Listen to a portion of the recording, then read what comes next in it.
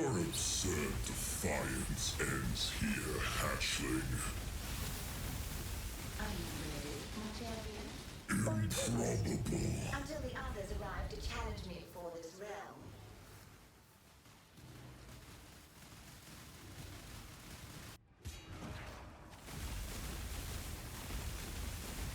This is not a battle you can win. Hatchling, your device escape from pain.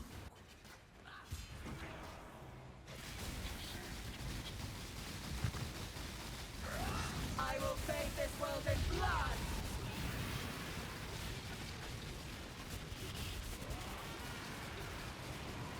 Impressive! Nothing. Putrefy.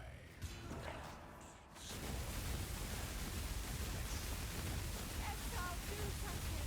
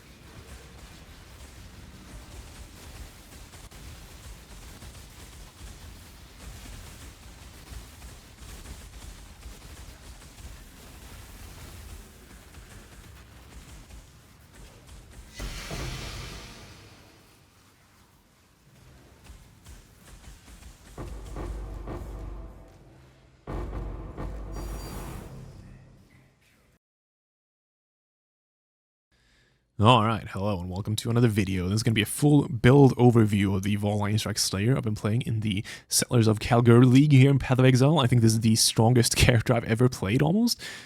Pretty sure. It's actually kind of wild. The damage is just out of the world, and the survivability is not bad either. The tankiness is not like the most tanky thing I ever played. Like, it's not going to beat like a Valdos Runner Trickster or anything like that, but it is very tanky. I had it as a sort of goal to myself to hold off on making this sort of final quote-unquote build update video on this character until I leveled to 100 in tier 17, 80 to 100% deli areas, like full map modifier maps, and that is what I did. I leveled all the way from 0 XP 99 to level 100 in these 80% to 100% deli areas tier 17 maps. I started off with Fortress, but then I moved over to Sanctuary because those are a bit more profitable and the layout's nice, so I did most of the maps as Sanctuary, if that matters. And yeah, I did, as I said, all the map modifier nodes with this tree, so all the quant stuff and all the top hat and all the all these things. So yeah, those maps get really juicy and really dangerous. So I'm pretty happy with the tank levels of this build. But yeah, it isn't immortal, and we'll go over that. But it is still plenty tanky to be very comfortable mapping, even on like the very top end of high content. So I'm very happy with it, but I'm still working on it. But yeah, damage scaling is out of the roof. So on that front, I didn't have to do much work. It sort of just came for free, which is nice. But yeah, we'll go over everything as we get to it. So what is Vaal Lightning Strike? Well, Vaal Lightning Strike is a skill where you put down this sort of sphere. So basically you do a strike, there's a strike component to it, and then at the connecting point where the strike lands, or on the enemy, if you are landing on an enemy, it puts down the sphere. The sphere lasts for a set amount of duration, and during that duration, it periodically pulses out a set number of projectiles, over and over again, based on your attack speed. So the pulses happen faster and faster, the more attack speed you have, so it does scale with attack speed, which is good. And the amount of projectiles, I believe its default is 9, and with quality, I think it's 10. I have 10 right now. These pulses, like all 10 projectiles, can shotgun the same enemy. They can only hit once, but then if you have a sort of return proj, they hit twice, because they can return. Assuming you're standing correctly. So if you're just on top of the enemy, they will return and then hit twice. And the reason this is so crazy is that, they last for, my build right now, they last for 10 seconds, right? So you can put down as many as you can cast in 10 seconds, assuming you can spam them, which I'll go over how to do in a bit here. But yeah, so you can put down like a bunch of them all at once under the same boss. They all, shoot out all these projectiles, and it does literally billions of damage.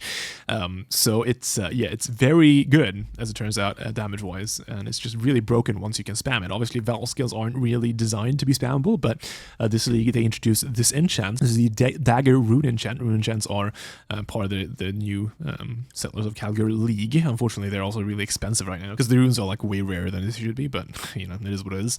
But yeah, this is one of them. This is one of the Dagger enchants. Socketed Vaal skills have 100% reduced soul game prevention duration. So the way this usually works is the soul game prevention duration is sort of the cooldown after you use a Vaal skill, in which you can't gain any more souls. So souls is normally the sort of mana you use to cast Vaal skills. You kill an enemy, you get a soul. Then X amount of souls are used in order to cast a skill, and they get sucked into the Vaal skill. So normally Vaal skills are really only used for like either you save them up for the boss of a map, or you just use it for clear, because you need to kill enemies in order to get souls. You get some amount of souls by just doing % damage to unique enemies, but it's a very low amount. It's not enough ever to really sustain on a single target. But yeah, so there's this soul game prevention duration after you use a Vaal skill, where you can't gain any souls. So it's sort of there to prevent you from spamming Vaal skills, because they know that Vaal skills spamming has been broken in the past and is just a broken concept, because Vaal skills are very powerful. So they put that there. But this says 100% reduced, so this enchant just completely removes that duration. So suddenly you can immediately gain souls afterwards, which is very powerful. Now, of course, this is not enough to let you spam this single target just on its own. You need something else, because as I said, if you are just using souls on single target, you wouldn't be gaining any souls really. So what we do in order to fully be able to spam Vaal Lightning Strike as much as we want is we use Hasteforge. So these are gloves from the Ultimatum League that have been re-added into the game a while ago. They've been in the game for a while now. They make it so that Vaal attack skills you use yourself cost rage instead of requiring souls. So instead of the soul cost, it has a rage cost.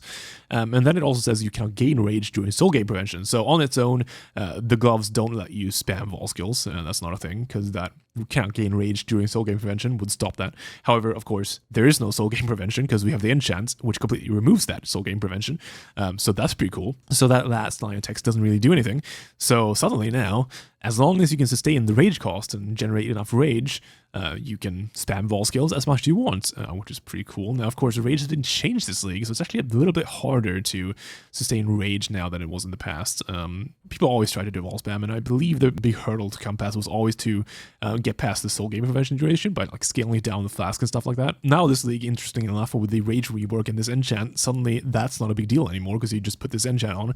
However, the big hurdle becomes rage regen, because that becomes a problem, because obviously the skill is going to cost quite a bit of rage. Well, there are actually a few different solutions to this problem. I'll go over them all quickly here, and then go over what I'm doing. So first of all, there's the Chains of Emancipation ring setup. It's a pretty popular setup. It works well. You use the Chains of Emancipation belt and that one curse ring, which I forget the name of right now, but I'll put it on screen.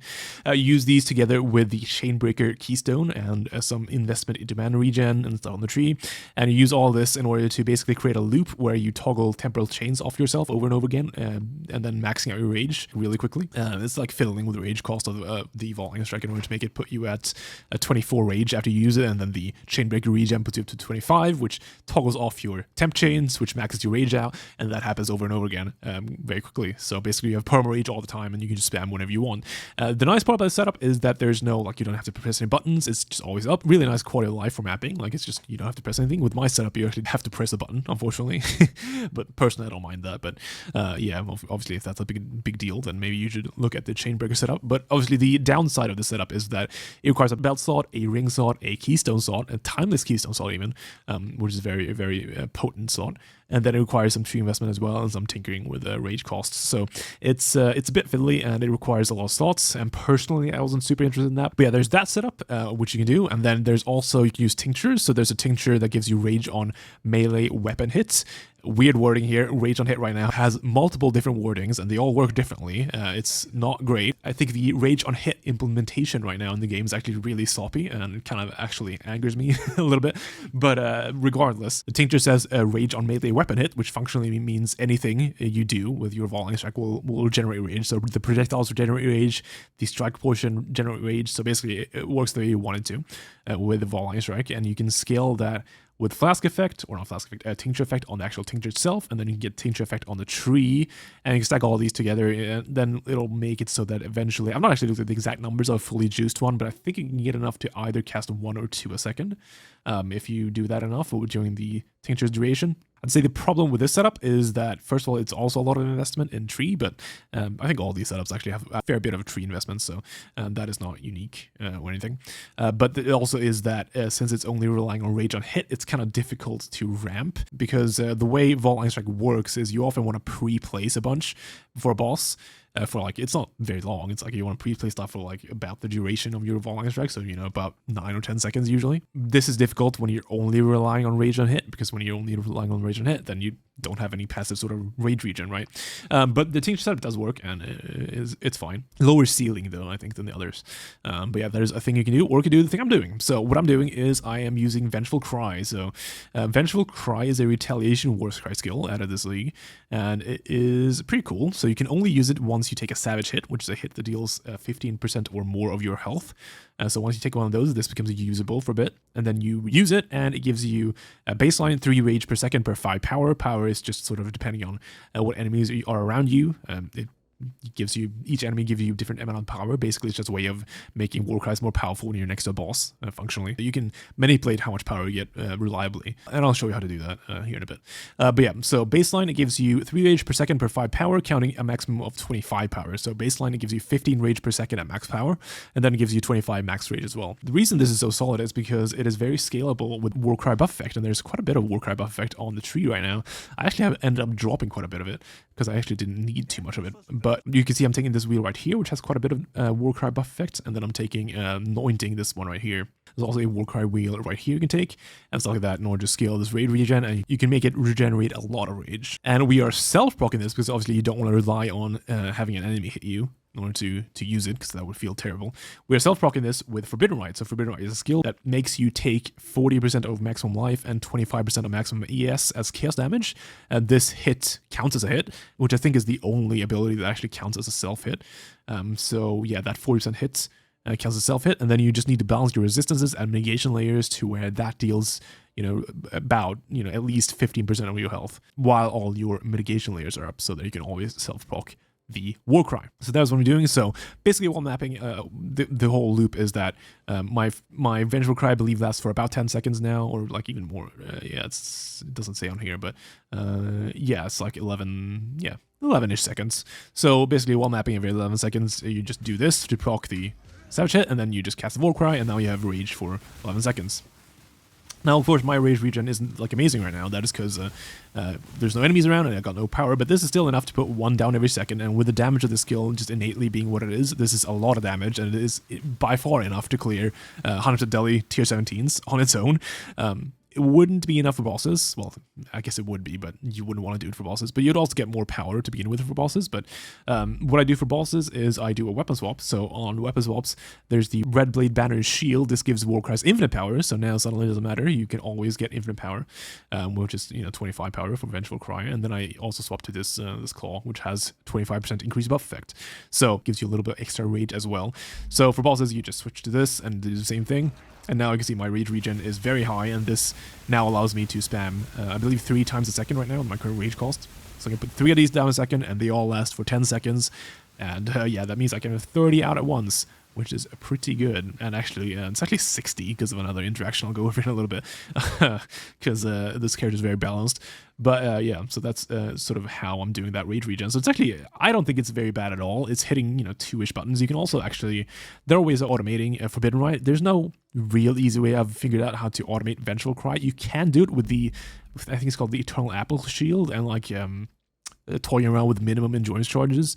You can do that. I've seen Nito, another YouTube channel I really like, made a video of his character, which was doing a build where he incorporated that. That was a cool setup. I don't think I can fit it in with this setup, unfortunately. I did try it out, but yeah, it's a bit too, it doesn't really fit because it needs a different shield, it needs a bunch of minimum endurance charges. Fortunately, I can't really fit it in, but you can automate Forbidden Rite. What you can do is you can use Autoexert on your character, which is this little Autoexert thing here. You can use this with Battle Mage's Cry. Battle Mage's Cry makes it so that if you link it to a spell, your exerts, after you use it, will trigger that spell. So if you link it to Forbidden Rite, your exerts will start triggering Forbidden Rite, which is a way of automating that. Now, Vaal skills can't exert, so you wouldn't be able to exert with that, but what can exert is Whirling Blades, which is the movement skill. So I was playing around with this for a while, and it actually feels pretty good for mapping. What you do is you auto-exert, Battle Mage's Cry, Forbidden Rite, and then you Whirling Blades through mobs, and then, every time you do that, it pokes a Forbidden Rite, and that lets you shout while mapping, and that removes the button functionally. It's pretty good. That requires a bit more sockets, because you have to fit that in, and I needed my sockets, so I ended up dropping it. And I don't mind pressing the 2 buttons every 11 seconds anyway. I think it's totally fine just going around doing this, and then, casting my spells. But yeah, so that is how I'm generating rage with Vengeful Cry. Now, the benefits of this system, and I believe this system, I mean, it's definitely my preferred system, because the ceiling is a lot higher, I think, than both the other methods I discussed here, just because it doesn't take a bell slot, it doesn't take a ring slot, it doesn't take that much tree investment. It's basically just this wheel, this anoint. Now, I'm taking some other stuff in order to make it work. It's really actually only, no, actually, I think it literally is only this and that I'm taking right now on the tree, so barely any tree investment right now for the rage regen, and then that is like about it. So it's not a lot of investment for on the tree or on the character. It's just like a little bit of clunk in the average gameplay, but it's not really that bad, in my opinion at least. And hey, I'm the one playing it, so if I don't mind it, then it's okay. I'm not trying to sell you the character or anything. But yeah, I think it's fine. I think it feels good. I think super high scaling ceiling, because I have all these slots. You can use a really powerful bet like a Mageblood. You can use any rings you want, and the rings are really powerful this league because the Calandra jewelry and stuff like that. So a big other avenue of scaling the damage on this build is Doryani's prototype. So Doryani's prototype makes it so that nearby enemies have lightning res equal to yours, and it also makes it so that lightning resistance does not affect lightning damage taken. So basically it means it wants you to stack negative lightning res and get a bunch of minus lightning res in order to make the enemies have minus lightning res, and you just do giga damage to them. Now, the reason this thing is so strong in this league is actually there's multiple reasons. So first of all, Calandra jewelry is back. So jewelry is sort of like this, where you can have negative stats. So it's a lot easier getting negative resistances this league because they re-added this stuff back into the game. So you can say minus 90 to lightning res here. So getting that is a lot easier now. Beforehand, you had to do like a bunch of melding, stacking, and stuff like that. And also, it's easier to shift LE damage this league. So the big problem generally with Doryani's prototype is, it says lightning res does not affect lightning damage taken. So naturally, you'd think you'd take infinite lightning damage, unfortunately, if you wear this. But then it says armor also applies to lightning damage taken from hits. So that's like the counterplay there.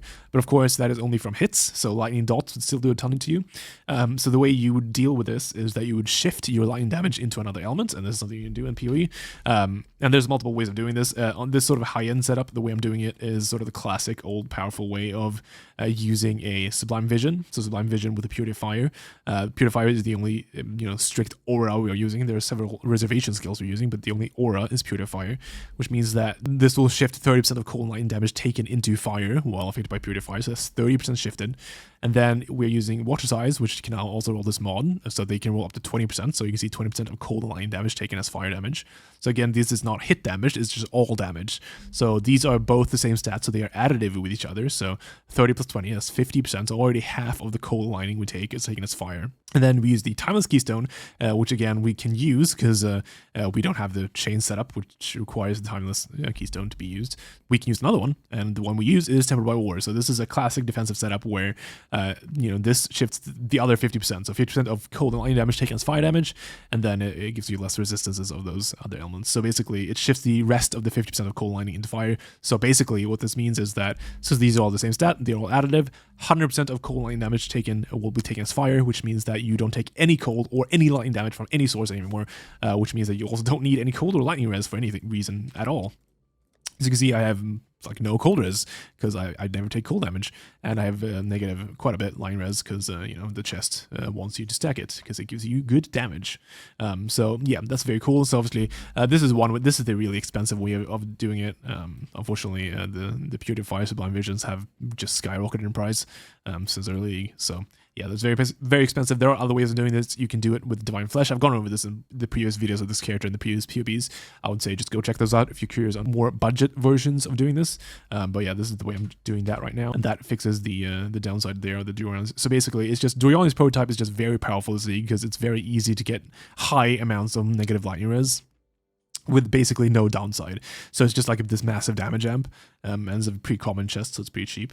So there's the spamming aspect of the Vaal enchant and the Hate Forge, and then there's the Doryanis, which are like the core cornerstones of the damage scaling. But of course, Vaal Lightning Strike is just a naturally extremely well scaling build, just mechanically feeling scaled, because it not only does it scale with attack speed, with just pure damage, stuff like that, it also scales with duration. So yeah, because we already want to scale duration, because we want to make our war cries longer, it's like nice quality of life and stuff like that, we also incidentally just scale duration on a Vaal Lightning Strike, and duration, it is just functionally a straight up DPS stat. Because obviously the longer a Vaal Lightning Strike lasts, the more you can have out at once, and the more damage they will do. So it is a way of scaling it, and you can see I'm taking this duration cluster here for that reason with the mastery. Not actually investing any more into the duration than this, because I believe it's actually a little bit of a bait stat. You don't really want to, like, I could be using, I think actually more duration support would be better than something like this endurance charge on melee stun, which is like a relatively weak support gem.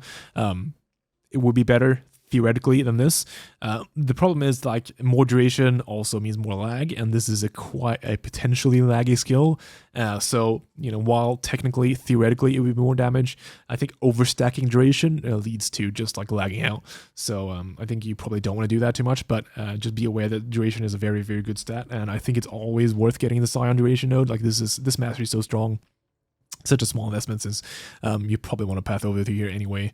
So yeah, I think getting this stuff is always worth. But yeah, that is like one part of why this scales so well. Another reason is it has so many just massive more multipliers you can get. So there's two big ones right now for this build, and unfortunately both are really expensive. But I figured I'd just go over them to sort of show you what's going on. So baseline, this does a lot of damage. Like, you can have none of these more multipliers, and this does a ton of damage. Like, high end build levels of super investment damage, like multiple hundreds of millions probably. However, you can have things that just double and double and double its damage. So first of all, you get Nimbus. So Nimbus functionally just straight up doubles your damage, because you don't have to use returning proj support. You use another support gem, so you get +1 support gem. It is generally about just straight up doubling your damage, just with this one ring. Of course, I know it's very expensive. It's just a late game character. I'm just going to go over sort of what I have, right? So this is, basically 2x multiplier, right? And then we have the Fatal Flourish jewels. I made a video on this earlier. These are ridiculous. So this is, I say, the strongest reason actually to be Slayer. Slayer, I'm a Slayer for multiple reasons. It's just a good class right now, with Masterful Form being so strong.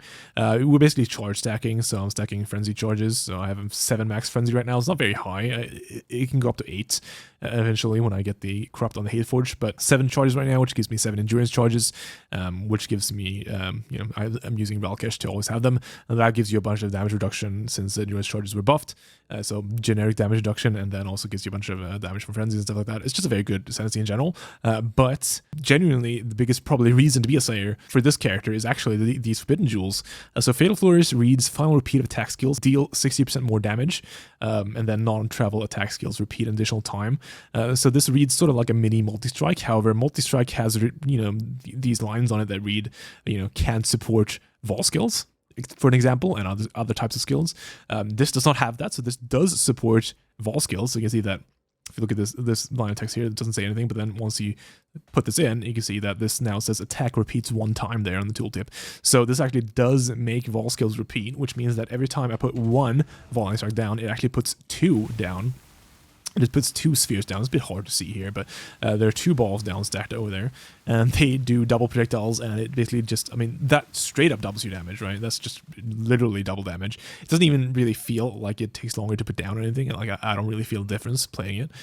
So yeah, that's just straight up double damage, and then also it reads final repeat of attack skills deal 6% more damage, right? So the second one you put down deals 6% more damage, so that's, average it out, it's 30% more damage, right, on average. So basically it's a 2.3 times multiplier for your skill for this Forbidden Jewel combo, which is ridiculous when the skill already does so much damage. So basically you have a really crazy damaging skill that you can spam all over and over again, which is already super strong, and then it gets doubled by Nimbus, and then it gets doubled again by the Forbidden Jewels, so even doubled in a little bit, right? Which is sort of what I believe leads to these crazy numbers and like how much it's scaling. It's really ridiculous the amount of single target you can get on this, and it's been a lot of fun. Of course, it's slightly laggy, and I'll have a section on this later on, but yeah, you might be limited a bit by your PC, but honestly, like when I don't stream or record, my performance is not super bad with this, but my PC is pretty good, so I could definitely see some other people having trouble with this, but just numerically a very potent skill. So that is going over sort of what makes this kill scale so insanely well damage-wise. Now let's go over a little bit of the defenses of the character, shall we? So, defensively, covered this a little bit, but let's first go over the elemental mitigation layers. So, the biggest one is obviously we are shifting all of our elemental damage into fire damage. This has a bunch of implications and a bunch of actually secret benefits as well that maybe aren't super obvious immediately. First of all, obviously the obvious one is you don't need to invest in cold or lightning res at all, theoretically. Of course, we kind of need to invest in lightning res still, because I want to get negative lightning res. But regardless, we don't need to invest in any cold res, which is nice. And then if you want to get 90 max res, you only need to get 90 fire max res, which is a lot easier than getting all 3. Then also stuff like penetration for cold lightning literally does nothing to this character, because obviously we're only taking damage as fire. So if an enemy has a bunch of lightning pen or a bunch of cold pen, that just gets completely nullified, which is why you might have seen during the clips of Uber Shaper and Uber Elder, those fights just become complete jokes because most of their damage is dependent on cold pen, and once cold pen gets shut off, they barely do any damage, which is kind of funny. But yeah, that is actually a pretty nice little side effect there, given how much pen is actually in the game right now.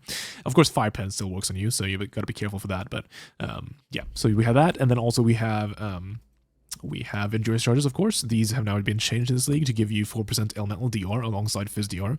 So they're very powerful, and Slayers can stack those very easily by taking frenzy charges. We are using Arctic Armor. Arctic Armor works really well with the Purity of Fire Sublime setup because obviously it gives you less damage taken from hits from Fire and Phys, which is the 2 types we're taking basically, besides chaos damage, of course, because obviously all the elemental damage taken comes taken as fire. So basically the Arctic Armor works on all elemental damage taken when you're stationary, and basically this character, while mapping maybe isn't stationary very much, but during bossing and during any sort of big dangerous content, you will be functionally staying stationary because you're just standing there spamming your Vaal Lightning Strikes. This character generally doesn't really need to dodge much, except for like massive slams you have to dodge. Otherwise you can just stand there and tank stuff. So and that's by design, because I don't the skill gets kind of laggy sometimes, so I just want this character to be able to tank most things. So yeah, that's there. And then Arctic Armor very powerful when all you're taking is fire damage. So so yeah, using that as another layer, so it all just stacks together to make a character that's very elemental damage tanky. Like I would be very surprised if this character ever died to a elemental damage hit. Like it'd be so I don't think I ever have. Those are the main LA damage mitigation layers. Now for Phys damage, there's kind of a lot going on. So I'm not getting any evasion or any armor. So you can see I have 2k of each, so functionally nothing, right? what I'm instead doing is I'm stacking a bunch of different sorts of damage reductions. So first of all, of course, we have our endurance charges. So I have 7 endurance charges. They give 4% Phys DR each. I'm then getting Aspect of the Crab. So Aspect of the Crab gives a stacking buff of crab aspects. These each give the next hit 2% Phys DR. So at max stacks of 12 here with a level 30 Aspect of the Crab gives you 24% Phys DR. And this is the same wording as endurance charges. So they are additive, which is very powerful in this case. So it's quite good. Normally people would use this with like an evasion setup because then you don't take very many hits. Obviously I'm not doing invasion right now. So instead I'm actually doing block, which is a recent little change I did to this guy, which I actually pretty happy with. It's actually pretty easy getting soft block cap nowadays. All I'm doing is I'm investing these nodes right here and these nodes right here with this mastery, and then a versatile combatant, and I'm also taking a block node right here, and that gives me 65 spell and attack block. Particularly very comfortable doing mapping, and it makes it so that the crab berries are almost always at 12 when mapping and doing anything, which is pretty good. It gives you a lot of Phys DR there from that aura. I think this is very core to this character, and I would not remove it really ever. I don't think it's very, very powerful actually. Yeah, we have that, and then of course we have Arctic Armor as well for the extra Phys DR when you're stationary, which helps. And then we have the sort of incidental stuff of like, we have the Slayer Leech DR, 10% reduced damage right there. We have Fortify. So Fortify is a bit interesting with Vaal Lightning Strike. People have been asking me why I'm taking this. So melee hits Fortify. This means that, of course, Vaal Lightning Strike's projectiles aren't theoretically melee hits, so these projectiles, they don't fortify you. However, the initial strike that puts this ball down, that will fortify you if you hit a mob with it. So I've been debating whether or not this is up enough to warrant taking the Fortify node. I think it is by watching the VODs and stuff of me doing maps and doing bosses. Doing bosses is pretty much up permanently because you're just standing on the boss and putting them down on top of the boss, right? So they're all going to connect. So then it's always going to fortify you. And while mapping, there's maybe occasional down. Well, basically, it's only really down if you're like one-shotting everything, so that the projectiles are just clearing packs in front of you, then so that you can't hit them with a strike, right? That's the only real situation, and usually during those situations, you don't actually need to be fortified anyway. Usually during most other situations, you will actually strike enemies with your Vaal Lightning Strikes and put them down on enemies, which will give you Fortify stacks. So I still think that is worth. Fortify is a very powerful buff. I think it's worth the points right here, and we're already pathing past it, right? So I think it is plenty worthwhile doing. So yeah, Fortify is another strong layer. So basically, it's all these sort of generic sources of damage reduction working together with block in order to create like a pretty Phys tanky. I mean, it's not like the most Phys tanky, like you probably don't want to be tagging Uber Shaper Slams with this. I mean, you could if you have like a Worm Flask and you have everything up. I believe you can tank Uber Shaper Slams on this, but that is if you have everything up and with a Worm Flask. So, I just, to be fair, since playing this character, Uber Shaper has never gotten to do a slam because he's always dead before, getting a chance to. So that's nice. But yeah, I just would move away. It's fine. There really aren't that many big fizzes in this game. Like, that's something I've been noticing in softcore meta lately, is that people are vastly overvaluing how much fizz max hit they need. And I think this character has plenty, and it's sitting at like 30-ish K or something without the guard skill up, which I found was very comfortable. Again, I was able to level all the way to 100, just in purely 80%, 100% delirious tier 17s. So, but yeah, it's not the most physically tanky. There's maybe more stuff I want to work on, but yeah, there's that. For guard skill, I'm using Immortal Call. I think this works quite well. So you actually don't have that many choices for guard skill, because annoyingly, since we are self-proccing with Forbidden Rite and it counts like a hit, a lot of guard skills don't really work with this. So like if you're using Steel Skin or Molten Shell, these actually mitigate Forbidden Rite, which makes it so that, they get eaten up by the guard skill shield, and then makes it so that it doesn't obviously self-sabotage you. So those actually don't work. However, Immortal Call does actually go around that, because it's less elemental damage taken and less physical damage taken. It doesn't say anything about chaos damage. So it's kind of nice that way, because if Forbidden Rite goes through it and you're fine. So that's why I'm using that. And also it's just a very powerful general thing, because we're scaling duration, right? And this scales very well with duration. I'm looking at the same chest as I have my clear Vengeful Cry setup, because I already have like more duration set up in here and stuff like that, so it already gets buffed by that. So my Immortal Call actually lasts for quite a while now, I think. Yeah, baseline 2.5 seconds ish. and then obviously if it eats endurance charges, it lasts even longer, which is actually why I'm taking specifically these block nodes instead of like, I could save a point and remove these and take the block cluster over here, and that would actually give me a bit more max block as well. The reason I'm not doing that is because I actually value the endurance charge on block here quite a bit, because it gives me endurance charges while mapping, which then gets eaten up by Immortal Call. Obviously the actual charges don't do anything because I count as being as maximum always from the Rail Cache boots. However, just having the charges themselves is nice because they get eaten up by Immortal Call, buffing it, making it last longer, and making it more powerful. I would actually like to eventually get Disciple of the Unyielding back on here, because while this node is nice, I'd say it is not like enough on its own to always be at max charges. So whereas if during a mapping experience, if you have Disciple on, you're pretty much always at 7, even through Immortal Call procs, it'll just instantly refill pretty much with how many mobs you're killing in maps. So if I could squeeze a setup in for this character where I can reselect this node somehow, that would be very cool. So I've sort of been working on that. I'm thinking about maybe dropping this Impossible Escape and doing some other solution. But yeah, that'd be something. As for other stuff this character is doing, tiny little quality of life thing I'm doing, I'm currently using a General's Cry on an Autoexert setup. So the reason why I'm doing this is the General's Cry doesn't actually do anything. The Shout or Exert doesn't do anything with this character. It's just here because it has a very short cooldown. The base cooldown is 2 point something seconds, I think, or base cooldown is 3 seconds. There you go, 3 seconds, and then that gets scaled further. I believe my cooldown right now is, we can take a look. Yes, it's under 2 seconds. So the reason why I want to auto-exert this is because I have this mastery right here. This is the Rage Mastery, where War Cries grant 1 rage per enemy power up to 5. And I'm already taking the War Cry Mastery here for the minimum 10 power War Cries. This I'm already taking because I want to be able to use my Vengeful Cry while mapping, and I wanted to always have some amount of power, right? I'm pretty much always taking this mastery. And with this mastery, it makes it so that every War Cry, no matter what, always generates you a little bit of rage. What this means is that if you have a War Cry auto-exerted with this short of a cooldown, under 2 seconds, because the rage decay cooldown is just about 2 seconds, I believe. Lose 10 rage per second if you have not been hit or gained rage in the last 2 seconds. There you go. So if you have not gained rage in the last 2 seconds, because we are always gaining a tiny bit of rage from this War Cry triggering every 1.9 seconds, we are never ever decaying rage. So some people have asked me if this setup is like to generate rage in any way. It's actually not at all that, because this is barely any rage at all from this little shell. It's just there to maintain rage. So basically between packs, you're never decaying, which means that you don't have to cast this whole setup as much. You don't have to do the double tap, between every pack. You can do it between every 2 packs or so, because you're always going to be maxed out anyway. You can sort of see how that works if we go into it. It doesn't actually, Autoexert doesn't do anything in these zones. You have to go into another zone for some reason. So you can go over here. Now it's going to start shouting. See if I gain some rage here, right? And you can say, you can gain some rage. It'll go max out, and now you can see it's just going to stay this way forever. So it's just going to be maxed out, which is quite nice.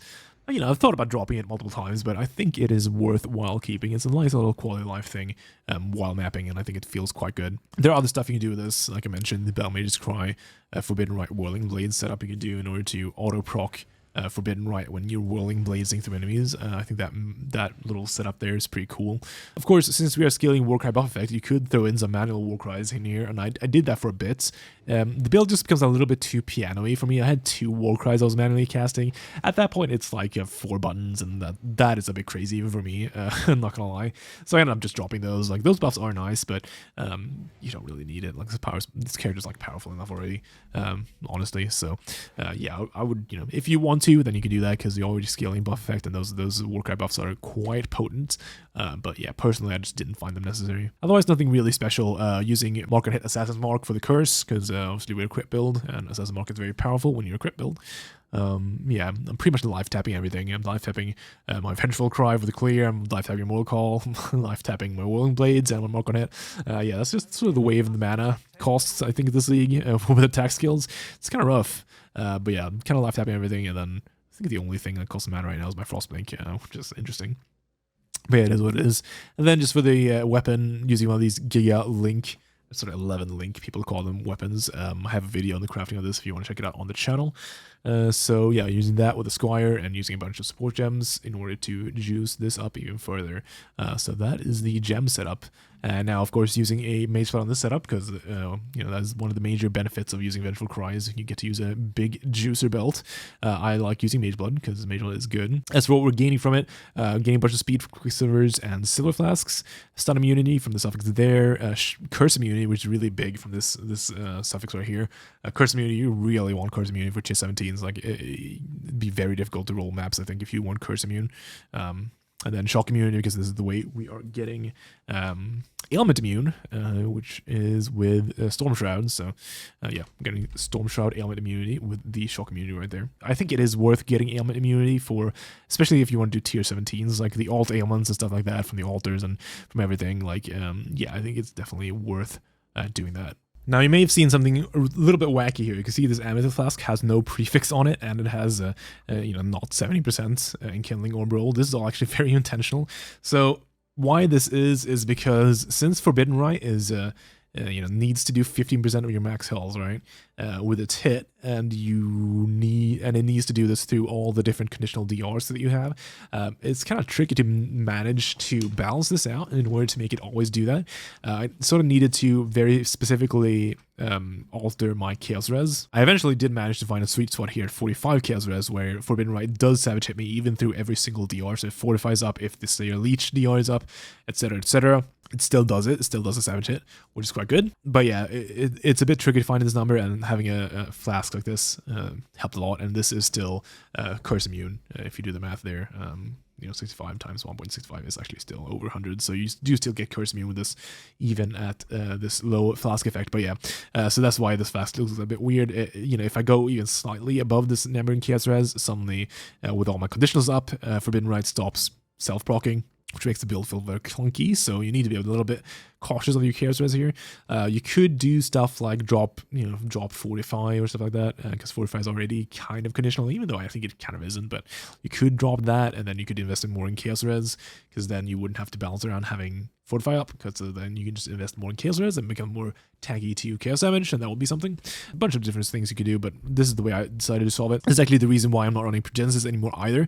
So the problem with the Progenesis for this build was, and I just couldn't make this solve ever, which is why I eventually just dropped it for Bottle of Faith. So Progenesis is obviously very, very powerful, very good defensive flask. However, it has two components, right? At first, it's an Amethyst flask, right? So it gives you a bunch of Chaos Res, which is normally a good thing, but and then it has this powerful DR effect, right, of 25% DR, but then you take it over time. So that DR applies to your Forbidden Rite, for one, and then also the Chaos Res applies to your Forbidden Rite, right? So that means that if you have, there's this massive delta between when you have your Progenesis up and when you have it down in Forbidden Rite damage, and you always need to balance, as I said, you always need to balance your Forbidden Rite to proc Savage hits through all your layers up at once, right? What this means that with Progenesis up, if you're balancing Forbidden Rite to self-proc you through Progenesis, that means that if you ever click it without Progenesis up, it's going to just massively chunk you, right? If you get what I mean. And Progenesis with this build just doesn't have 100% uptime, because, you know, there's no like flask sustain or anything. I haven't invested in any of that. It's not designed to. So you will occasionally just press it without Progenesis up, and then you'll take like 70% of your health or something, and you'll take like a massive amount. So I just could never make it work. And I think overall, actually, for this setup, dropping Progenesis actually made the character functionally tankier, which is kind of interesting. But the character's still plenty tanky enough, and I know 45 Chaos Res, not that much. I know people these days really love being Chaos capped, and that's fair. 45, I think, is plenty fine to be to take any sort of Chaos damage the game will throw at you. I have not had any issues with it.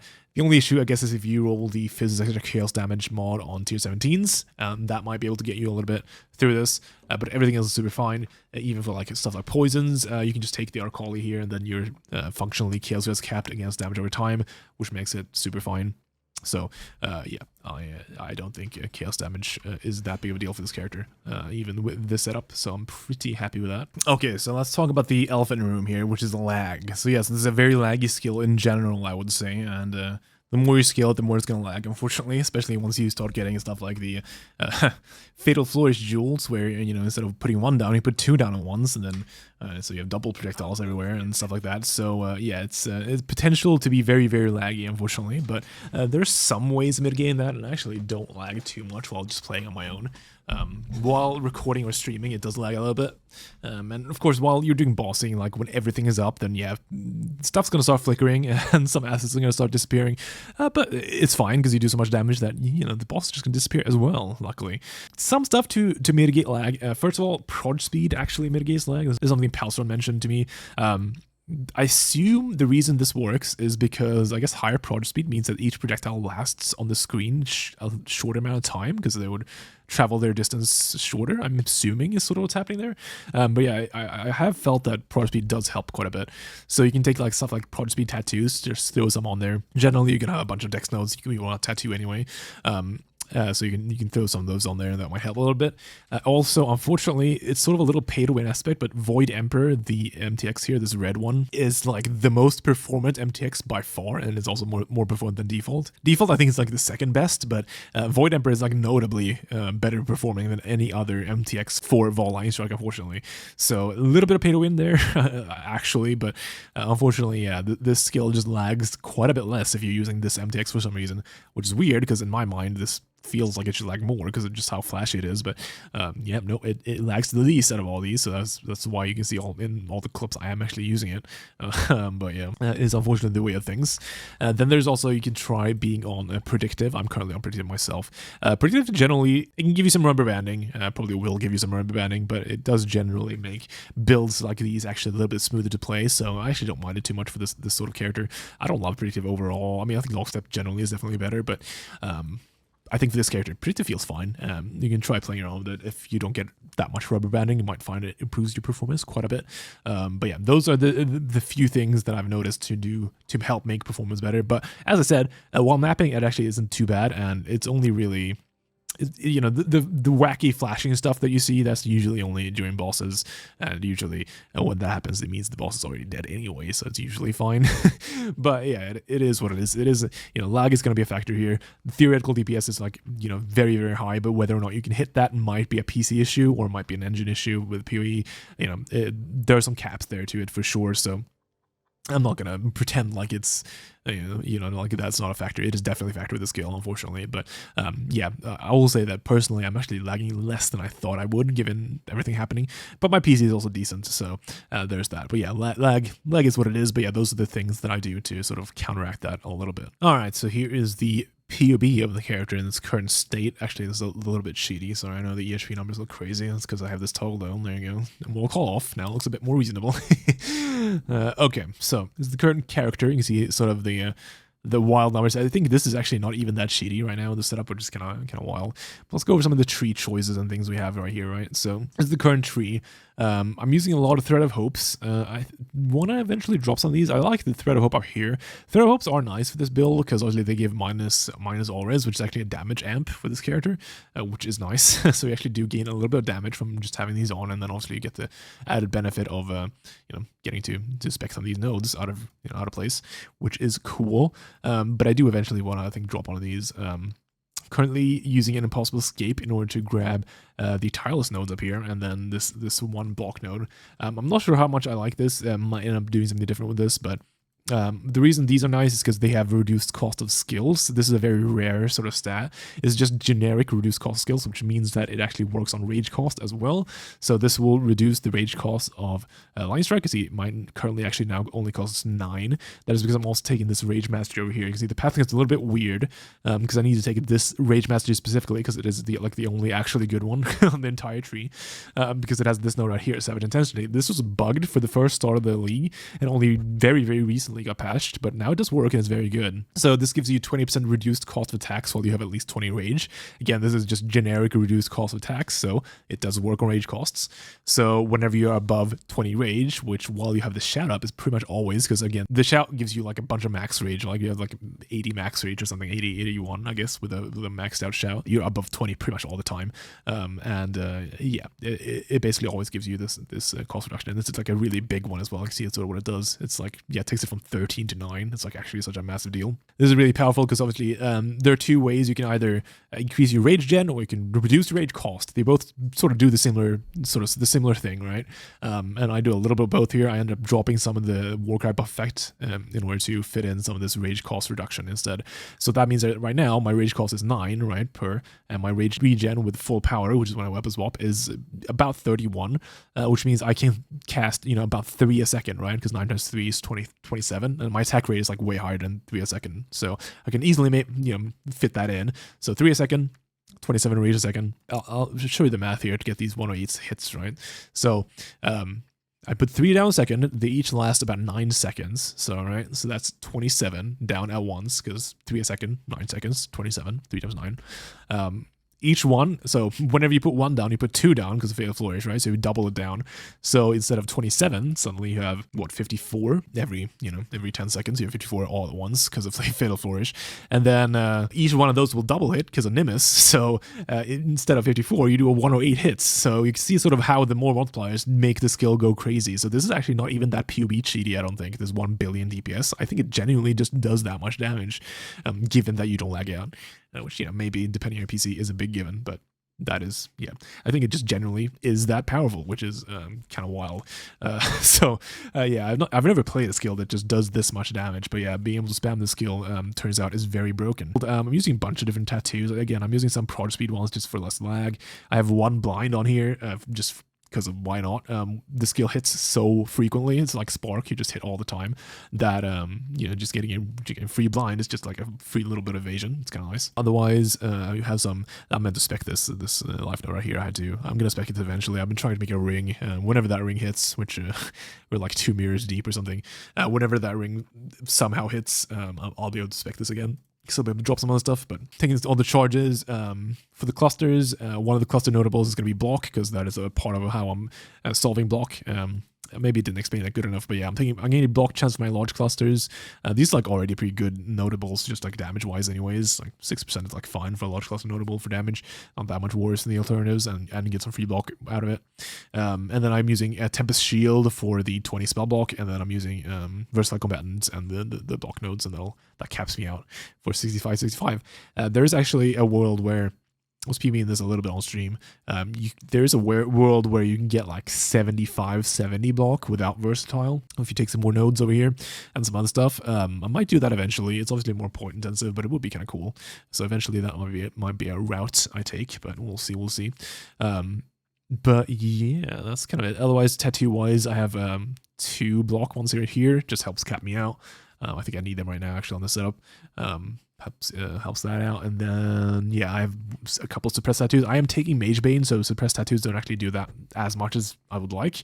They're basically net +1 because of obviously you're losing the dexterity from the node itself, and that counts towards Magebane. So unfortunately, sort of lessens the power of these, but they still do net you suppression if you use them enough. It's not a great combo, but for now it'll do. But that is part of how I'm solving suppression. Some tattoos, Magebane, and then the Inveterate cluster right here, which is pretty solid. Getting again a Lethal Pride for Tempered by War. No real requirements for what you want on the nodes. I just got a bunch of Warcry buff effects because it's kind of nice. And some strength, which is quite nice. You do have some fairly strict stat requirements for parts of this build. You do need some strength, you do need some int, so you need to keep those in mind. Getting some Phys taken as fire on the helmet. Very notably, you don't want Phys if you're going to take like Phys taken as, you never want Phys taken as lightning or cold, because the elemental shift only happens once, which means that if you were to get Phys taken as cold, that would happen after your shift, and you would just take cold damage, which would then, you know, go through your cold res, which you don't have any of, and you would take 1 billion damage. So yeah, you don't want Phys taken as anything but fire with the setup, or, you know, if you're doing Sublime of any other element, you just don't want to shift you don't want to take Phys as anything else. So just keep that in mind. Also, yeah, so these hit pool numbers, I think they're really good. Like the Ellie max is really, really good. This, like with no guard skill, having this amount of Ellie hit is, I think, fantastic. Like this character just doesn't die to Ellie damage. Phys max hit, I know people are probably gonna frown this. This is super fine. Trust me, it's fine. But yes, this does mean that you probably would die to some massive slams or whatever. Theoretically, you could do stuff like drop Fortify and get more chaos res, because that would let you, as I said before, that would let you invest more in Chaos Death without messing up your Forbidden Rite, and that will give you more Chaos Max hit. You could do that. I might play around with that a little bit at some point, but that would be an avenue. That would be interesting. But for now, I'm actually super happy with the survivability of this character. The main thing I would say is that I would like to be able to spec this Disciple node right here in order to get Endurance Charge on kill. If I could get more reliable Endurance Charge generation, I think that would be really nice for mapping, because just having reliable, fully juiced Immortal Call uptime is like really powerful actually. Immortal Call, like when you have full Endurance Charges, is like actually just such a strong guard skill.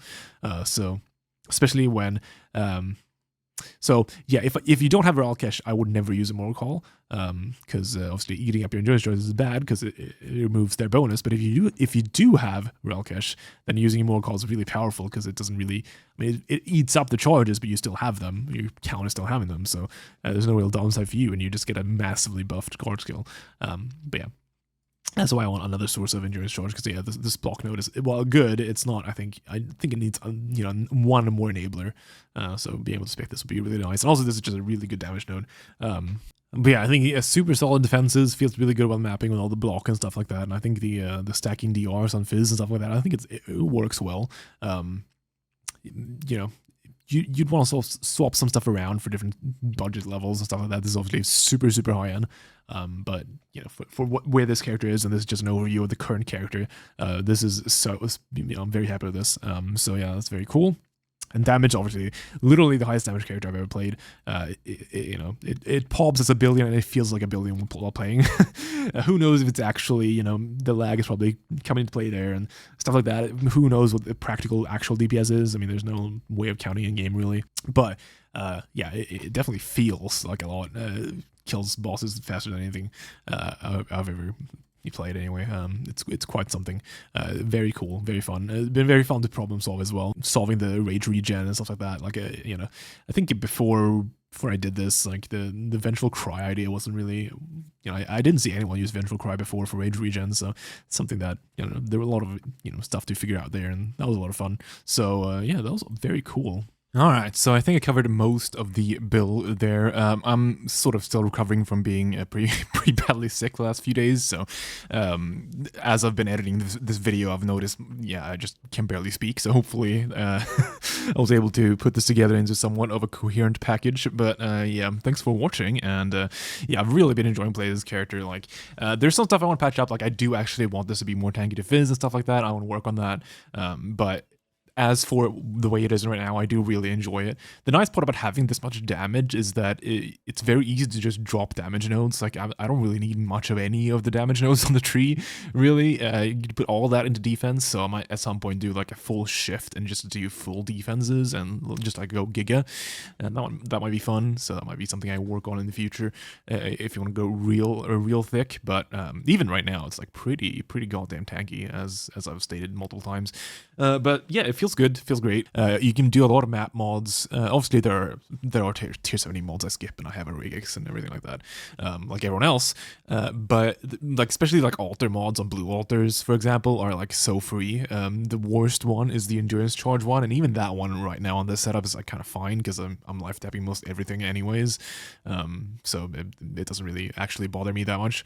And like every other node is like either nothing or just actually helps me. Like the minus res one, since I'm not like capped at the minus 200% lightning res cap, whenever I get the minus lightning res and cold res altar, it actually just genuinely just buffs my character because I get more minus lightning res and it casts me out and I do more damage. So that's kind of cool. But yeah.